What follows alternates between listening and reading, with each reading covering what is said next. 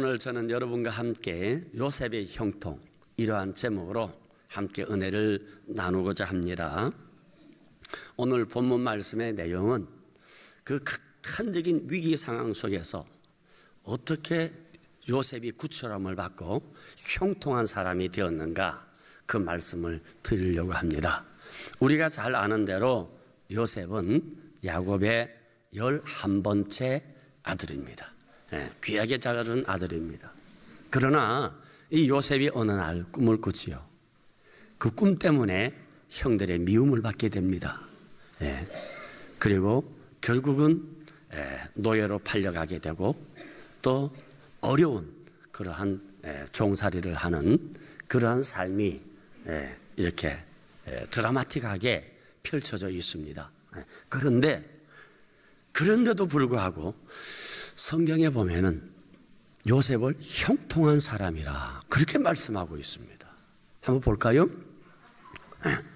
오늘 본문 2절에 보면은 여호와께서 요셉과 함께 하심으로 그가 형통한 자가 되어라고 했습니다.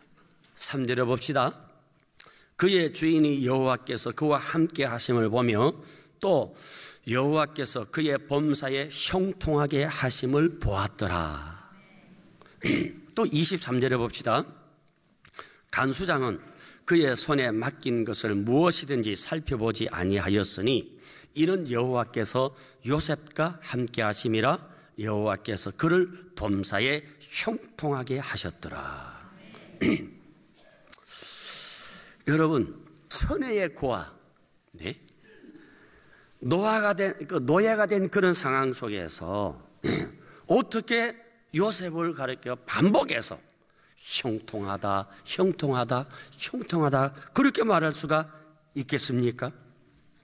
만약에 이런 일이 나에게 일어났다고 하면은 억울하게, 여러분, 제가 노예가 되었다면은, 형들의 미움을 받았다면, 그래서 가정에서 버림받았다면은 여러분 형통한 삶으로 받아들일 수 있겠습니까? 근데 성경에는 이 형통에 대해서 두 가지를 말씀합니다. 하나는 여호수아에 있는 형통함과 시편에 있는 형통함이 다르다는 사실이에요. 자, 여호수아 1장에 보면은 율법을 다 지켜 행하고 좌로나 우로나 치우치지 말라. 그리하면 내가 어디로 가든지 형통하리라. 이거 여호수아의 형통입니다. 그러면 다음은 시편 시냇가에 심은 나무의 형통입니다. 시편 1편 3절. 그는 시냇가에 심은 나무가 철을 따라 열매를 맺으며 그 잎사귀가 마르지 아니함 같으니 그가 하는 모든 일이 다 형통하리로다. 자, 두 문장 다 형통이라고 되어 있지요. 그런데 원어는 전혀 달라요. 여호수아 1장에 있는 형통은 사칼로 되어 있습니다. 그 다음에 요 시편에는 짤라흐라는 단어를 쓰고 있어요. 그런데 오늘 본문에 요셉은 형통하더라 할 때에 어떤 말씀인가? 자, 그러면 여기에서 여러분 그 차이가 있어요. 뭐냐면은 여호수아에 있는 너가 형통하리라 하는 이 말, 이 사칼이라고 하는 말의 원어를 찾아보니까 분별력이 있다, 지혜롭다 하는 어원을 가지고 있어요. 그러면 무슨 말이냐? 너가 말씀을 깨닫고 지키면, 말씀을 깨닫고 지혜롭게 말씀을 지키면 형통하리라, 그런 말이에요. 그래서 이 여호수아의 형통은 조건의 형통이에요. 반면에 이 시냇가에 심은 나무의 형통은 히브리어로 짤라 하는데 이 말은 번영하다, 장애물을 뛰어넘다 하는 그런 뜻으로 해석이 되어 있더라고요. 그러니까 이 시편의 이것은 시냇가에 심은 나무의 형통이에요. 이미 심겨진 나무라는 것이죠. 그러면 자, 이 차이점이 뭡니까? 여호수아의 형통은 이 요셉의 형통이 여호수아의 사칼입니까? 아니면 시편의 짤라인가요? 어떤 형통입니까? 예, 이 말씀은 이 시편의 형통은 이거는 존재의 형통, 예, 존재 자체가 형통하다는 것이지. 시냇가에 심겨진 나무니까. 예. 그래서 이 요셉의 형통이라고 하는 것은 존재의 형통을 말합니다. 예. 그래서 여호와께서 요셉과 함께 하심으로 그냥 형통한 자가 된 거예요. 예. 이 짤라으라고 하는 거예요. 예. 지금 요셉은 지금 종살이 하고 있습니다. 그리고 옥살이도 합니다. 그런데 하나님께서는 그에게 형통하다고 했습니다. 왜? 하나님이 같이 계시니까. 하나님이 계시니까. 예. 따라서 성경에서 오늘 본문에서 말씀하는 형통은 고난이 있고 태풍이 몰아쳐도 하나님이 함께 하시면 그것은 형통인 것입니다. 고난이 있느냐 없느냐가 문제가 아니에요. 장애물을 건너서 넘어가서 결국은 번영한다는 거예요. 그래서 제가 이 영어 성경을 보니까 이 형통에 대해서 프라스퍼라는 단어를 쓰고 있어요. 번영한다. 번영한다. 이런 단어를 쓰고 있어요. 예. 그러니까 우리 인간의 모든 일은 하나님 손에 달려 있어요. 그러니까 요셉처럼 우리가 고난도 찾아오고 환난도 찾아올 때가 있지요. 그것을 보고 불통이라고 할 수 없다는 것이죠. 예. 성경이 말하는 형통은 우리 현상과 환경을 뛰어넘어서 그 사람에게 하나님이 함께 하시느냐 이것을 말씀하고 있거든요. 보세요. 예. 요셉이 노예로 끌려갈 때 하나님 계셨지요. 여러분 종이 되었을 때도 또 여러분 억울하게 감옥에 들어갔을 때도 하나님이 함께 하셨지요. 총리가 되었을 때도 하나님 함께 하셨잖아요. 이게 형통하다는 것이죠. 예. 여러분 회사에서 승진할 때만 하나님이 함께 하시는 것 아니에요? 우리가 직장에서 여러분 오해를 받기도 하고 때로는 해고를 당합니다. 그래도 하나님 함께 하십니다.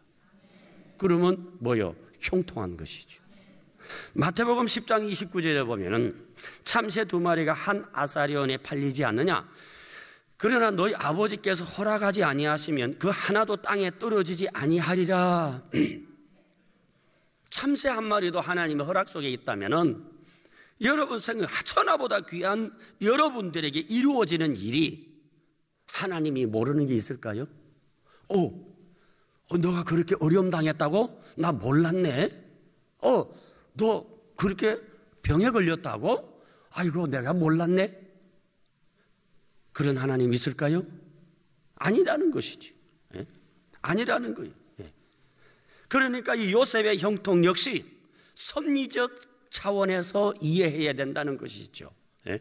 요셉이 미움을 받는 것도 또 요셉이 노예가 되는 것도 요셉이 감옥에 들어가는 것도 일련의 하나님의 섭리의 과정이라고 하는 것입니다. 예? 그러니까 하나님께서는 요셉을 여러분 애굽의 왕궁으로 보내기를 원하셨던 것입니다. 그리고 한 걸음 더 나아가서 애굽의 자손들이 정착하고 큰 민족으로 여러분 성장하고 나아가서 그 후손을 통해서 메시아가 출현되는 것까지 하나님은 섭리하고 계셨다는 사실입니다. 그렇기 때문에 이 요셉의 밑바닥 고난은 이 거대한 하나님의 섭리의 물줄기 안에서 빈틈없는 하나님 계획 아래에서 진행된 것이기 때문에 이 성경적인 형통이라고 하는 것은 내 계획대로나 내 뜻대로 되는 것이 아니라 하나님의 뜻이 이루어지다. 이것을 형통으로 말하는 것입니다. 우리는 평온하고 좋은 환경 달라고 많은 기도와 간구를 합니다. 당연히 해야지요. 예. 그런데 하나님께서 요셉처럼 우리에게 원하는 것은 무엇일까? 좋은 환경도 필요하고 높은 지위도 필요하지만은 어떤 소유로서의 형통이 아니라 나의 존재의 형통함을 주시기를 원한다는 사실을 기억하시기 바랍니다. 예. 예. 하나님께서 주시고자 하는 그런 형통의 복입니다. 심지어 우리의 삶의 행복을 뺏으려고 하는 그러한 방해물까지도 하나님은 선용하시고 합력하여 선을 이루게 하시는 거예요. 그래서 하나님이 우리에게 진정 주시기 원하는 축복, 형통은 짤라우, 시냇가에 심겨진 나무의 형통이라고 하는 것입니다.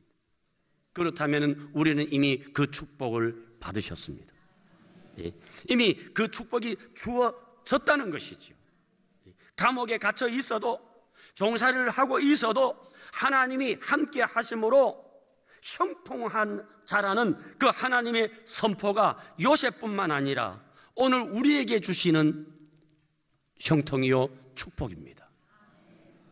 우리 세상의 성공은 여러분 소유의 기반을 두고 있잖아요. 그렇지만은 여러분 성경의 축복은 하나님과의 관계의 기반을 두고 있는 거예요. 하나님과 어떤 관계냐는 것이죠. 그래서 우리가 높은 자리나 우호적인 환경에서가 아니라 바로 나와 하나님 관계의 형통의 비밀이 숨어 있는 것입니다. 생각해 보면 당시 요셉 시대는 칼이 지배하는 시대입니다.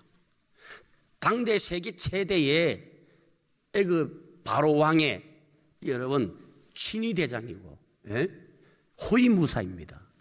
왕 앞에 칼을 들고 갈 수 있을 정도의 그런 높은 위치에 있는 보디발 가문의 부인이라면 그 부인 역시 화려한 여인이었을 것입니다.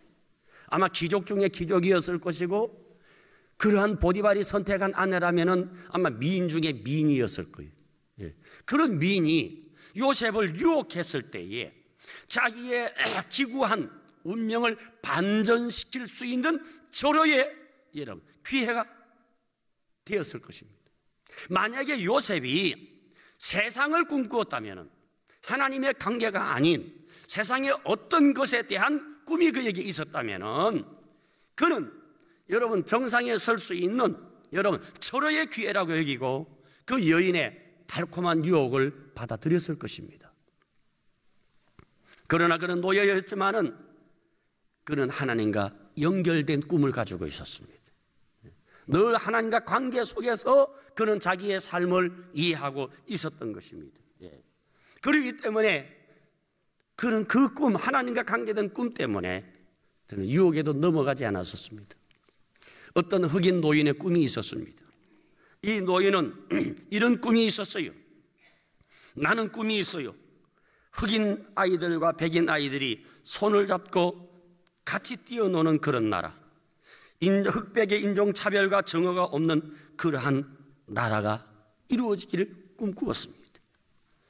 이 마틴 루터 킹 목사의 이 꿈은 전 미국을 감격했고 그 꿈은 지구촌의 1등 국가로 전진하도록 만들었던 것입니다.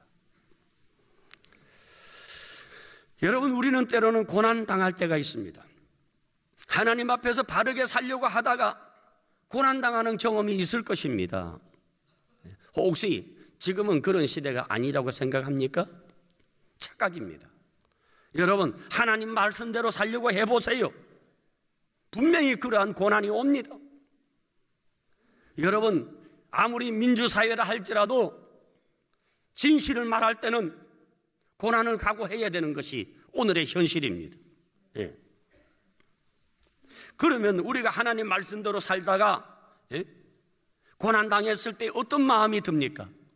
하나님이 계신다면, 하나님이 살아계신다면 어찌 이런 일이 나에게 일어날까? 지금 요셉은 하나님 앞에서 죄를 범하지 않으려고 하다가 억울하게 누명을 쓰고 옥살이하게 되었습니다. 그런데 그런 성경에 그런 상황을 보고 성경 23절에는 범사에 그가 형통하였더라, 전혀 말이 안 되는 소리를 하고 있는 거예요. 우리는 쉽게 판단하지요. 누가 잘 되면 저 사람 복 받았네. 좀 뭐 하다가 실패하면 아이고 저 사람 완전히 망했네. 너무나 우리는 단순 방정식으로 인생을 정의해 보려고 합니다. 솔직히 우리가 생각하는 형통이라고 하는 것은 노예가 되지 않는 것이지요. 감옥에 들어가지 않는 것이지요. 그러나 하나님 관점에서 보면은 여러분, 전혀 다르게 해석할 수도 있는 거예요. 시편 105편 16절로 19절에 보면 그가 또 그 땅에 기근이 들게 하사 그들이 어지하고 있는 양식을 다 끊으셨도다. 그가 한 사람을 앞서 내보내셨으며 요셉이 종으로 팔렸도다. 그의 발은 착고를 차고 그의 몸은 쇠사슬에 매였으니 곧 여호와의 말씀이 응할 때까지라. 그의 말씀이 그를 단련하였도다. 자, 이 요셉에 대한 시편 내용이거든요. 자, 하나님이 한 사람을 먼저 보내셨어요. 어떻게 보내셨습니까? 예? 역발산 기계세의 삼손 같은 모습으로 예? 왕의 권세를 쥐어잡을 수 있는 그런 능력의 모습으로 한 사람을 보낸 것이 아니라 종의 모습으로, 그것도 발에 착고가 채여지고 온몸이 쇠사슬에 묶인 그런 모습이에요. 왜 하나님께서 우아하게 능력 있게 보내지 않고 왜 이렇게 했을까요? 그러나 성경은 이런 고난을 이렇게 말합니다. 그가 형통하였더라. 결론 부분에 보면은 창세기 50장 20절에 이렇게 말씀합니다. 이제 요셉이 드디어 정상에 서지요. 예, 그래서 인장 반지를 차고 애굽의 총리가 되고 난 다음에 형제들 앞에 하는 이 얘기입니다. 20절. 당신들은 나를 헤아려 하였으나 하나님은 그것을 선으로 바꾸사 오늘과 같이 많은 백성의 생명을 구원하게 하시려 하셨나이다. 하나님께서 여러분 요셉을 먼저 보내신 것은 많은 백성을 구원하기 위해서, 이 땅에 팍팍한 삶을 살아가면서 어쩌면 오늘 나의 삶의 현장이 여러분 참 상황을 뛰어넘을 수 없는 그런 절박한 현실일 수도 있습니다. 성업이 불안하고 일터가 없어져 고통당하는 성도도 있을 것입니다. 어쩌면 나의 고난이 요셉 고난보다 훨씬 크게 느껴질 수도 있습니다. 그러나 그러한 상황이 어렵냐 아니냐의 문제가 아닌 하나님이 나와 함께 하시느냐 아니냐의 문제입니다. 만약에 우리가 오늘 현실의 이 상황에 함몰되면은 그 다음부터 하나님이 안 보입니다. 예. 신앙이 가치를 잃어버리는 거예요. 하나님은 우리 각자에 대한 목적을 가지고 우리를 인도하고 있습니다. 때로는 여러분 가시밭길로 인도하기도 합니다. 때로는 사막으로 인도하기도 합니다. 물 없는 광야로 인도하기도 합니다. 그러나 하나님의 자녀들의 삶을 보면은 그건 형통하다는 것이죠. 요셉의 믿음을 통해서 용기를 가지고 하나님 때문에 소망을 가지며 승리하시는 우리 남서울 비전교회 성도들 되기를 축원합니다. 그 다음에 또 한 가지 우리가 요셉에 대해서 보면 이 요셉은 참 훌륭한 인격자, 신앙 인격을 품고 있었다. 왜냐하면은 여러분 배신은 여러분 멀리 안 있습니다. 배신은 가까운 사람에게 있잖아요. 그래서 형들에게 배신감이 요셉은 더 컸을 겁니다. 예. 뿐만 아니라 여러분, 예, 그가 총리가 되었을 때에 억울함을 풀기 위해서 그 보디발 그 아내를 쉽게 처리할 수도 있었을 것입니다. 왜? 1인지하 만인지상 총리잖아요. 예. 고대 사회에는 보복은 정당한 권리이고 보복을 미덕으로 여겼습니다. 예. 그래서 이에는 이, 눈에는 눈, 이것은 당대의 도덕률이었고 예. 가장 완벽한 법이었다고 예. 말합니다. 예. 그러나 여러분 요셉은 이 문제에 대해서 보복하지 않았어요. 형제들에게도 보복하지 않았고 예? 보디발에 대해서도 보복하지 않았어요. 다 용서한 겁니다. 어떤 경우에 사람들은 자기의 과거를 곱씹으면서 과거에서 벗어나지 못하는 경우가 있습니다. 여러분 과거는 좋든 나쁘든 과거일 뿐입니다. 과거가 오늘 나를 지배하도록 두어서는 아니 되는 겁니다. 우리 중에 지난날 가운데서 시간 돌아보세요. 억울한 일 없었습니까? 마음 불안 일, 없었습니까? 나름대로 억울한 일도 있었고 괴로워서 잠 못 이루는 그런 일들이 수없이 많았을 것입니다. 그런데 그것이 오늘 나를 지배해서 오늘 내가 이 삶을 제대로 살지 못한다면 이거는 불행한 것이죠. 과거에 매여서 절치부심하는 사람들, 과거의 복수를 하고야 말겠다고 하는 그 증오심, 절대로 그 사람 인간다움의 길을 걸어갈 수가 없습니다. 과거를 청산의 대상으로 보면 피를 부르고 피는 또 피를 부르는 역사가 우리는 수없이 보고 있지 않습니까? 과거는 청산의 대상이 아닌 용서의 대상인 것을 우리는 십자가를 보고 배우지 않습니까? 한 부족의 왕이었던 남아공의 넬슨 만델라, 그는 정적들에 의해서 27년간 억울하게 감옥살이를 했습니다. 자기 인생의 가장 황금 시절에 그는 감옥에서 그 인생을 보냈습니다. 그가 추록하고 난 다음 남아공 최초의 흑인 대통령이 되었을 때에 당시 남아공 사회에서는 인권을 유린하고 폭정을 했던 백인들을 재판대에 세우라는 국민의 아우성이 소리쳤습니다. 그러나 그는 예수님의 용서의 정신을 실천해서 이 백인들의 과거를 정죄하지 않고 용서와 화해의 정치를 통해서 지구촌에서 가장 존경받는 인물이 되었습니다. 이 만델라는 예수님의 용서의 사상으로 그 민족을 화합을 넘어서 불가능했던 역사의 진보를 이루는 위대한 나라를 만드는 주인공이 되었습니다. 여러분, 사견입니다마는 용서는 베푸는 것이 아니라 오히려 십자가 아래서 용서받은 나를 발견하는 것입니다. 자기를 발견하면은 용서는 쉽습니다. 우리는 이 말씀을 묵상하면서 이것이 우리의 삶에 적용하려고 하는 치열한 싸움이 일어나야 합니다. 그런 길을 하루하루 견뎌내고 걸어갈 때에 어느 순간 내가 요셉이 되어 있을 것입니다. 바로 하나님은 우리에게 이런 요셉의 형통을 주시기를 원합니다. 나 때문에 우리 교회에 하나님의 복이 내리기를 바랍니다. 나 때문에 우리 집이 복을 받기를 바랍니다. 나 때문에 우리 직장에 하나님의 복이 임하기를 바랍니다. 우리 그리스도인들은 세상 가운데 복의 근원이 되어지는 존재가 되어야 합니다. 성경에서 말하는 형통은 모든 것이 잘 풀리는 것이 아니라 나를 통해서 하나님의 뜻이 이루어지이다. 이런 시각으로 보게 되면 모세가 바로궁을 쫓겨난 것도 형통이고 다윗이 사울왕의 미움을 받는 것도 형통이고 때로는 내가 병 속에 있다 할지라도 내가 고통 중에 있다 할지라도 그것도 형통의 과정입니다. 어떤 때는 길이 참고 끊임없이 인내해야 하는 시간도 형통의 과정입니다. 우리 인생은 결코 평온하지 않을 수 있습니다.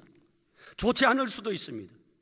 그렇게 힘들지라도 하나님의 선하신 계획 안에 내가 있고 그런 나를 하나님이 동행해 주신다면 우리는 얼마든지 형통의 삶을 깨닫고 다시 일어날 수가 있고 마침내 정상에서는 그날 우리에게 오게 될 줄로 믿습니다.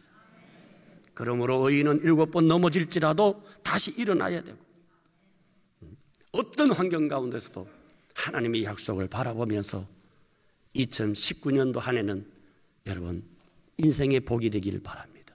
형통의 한 해가 되기를 바랍니다. 우리 인생 전체가 하나님이 주시는 뜻을 이루는 형통의 길이라는 거예요.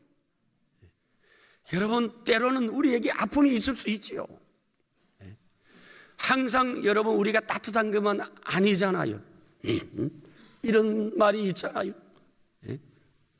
옥토에 항상 태양이 쬐이면 사막이 된다고. 예. 여러분 그렇습니다. 어두운 밤도 필요합니다. 여러분 비 오는 날도 필요한 거예요. 태양만 있다면 그것이 인생에 좋은 것은 아니에요. 여러분 밤낮의 조화를 통해서 하루가 만들어지듯이 흑백의 조화를 통해서 우리는 인생의 하나님의 위대한 예술 작품이 될 수 있는 것입니다. 그런 의미에서 요셉의 일생은 하나님의 형통 속에 있다고 믿으셔야 됩니다. 오늘 사랑하는 성도 여러분, 오늘 현실 하나를 가지고 일희일비하지 마십시다. 먼 하나님의 섭리 속에서, 하나님이 나를 이끄시는 형통의 가정 속에서 내 인생을 이해하시고 해석해 보시기를 바랍니다. 그 속에 하나님의 넘치는 은혜가 여러분을 지배하게 될 줄로 믿습니다.